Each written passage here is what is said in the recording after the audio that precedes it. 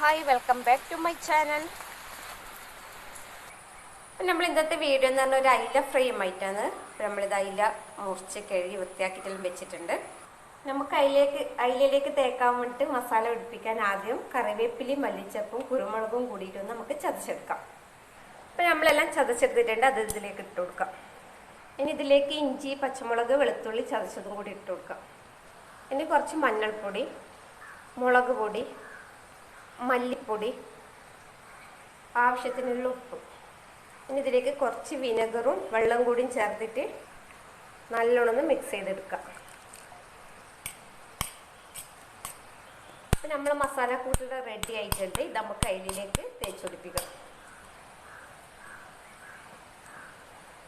അപ്പം നമ്മൾ അതിലേക്ക് മസാല ഇതോടെ തേച്ച് പിടിച്ച് വെച്ചിട്ടുണ്ട്. നമുക്കിതൊരു 5 മിനിറ്റ് വെക്കാം. നമ്മൾ അതിലെ മസാല എല്ലാം പിടിച്ചതിടെ സുന്ദര കുട്ടപ്പനായിട്ടുണ്ട്. നമുക്കിതൊന്ന് ഫ്രൈ ചെയ്തെടുക്കാം. എണ്ണ ചൂടാക്കി എടുത്തിട്ടുണ്ട്, അതിലേക്ക് നമുക്ക് അതിലേക്ക് കൊടുക്കാം. അപ്പം നമ്മൾ അതിൽ ഇതേടെ ഒരു ഭാഗമായിട്ടുണ്ട്, നമുക്കൊന്ന് തിരിച്ചിട്ട് കൊടുക്കാം.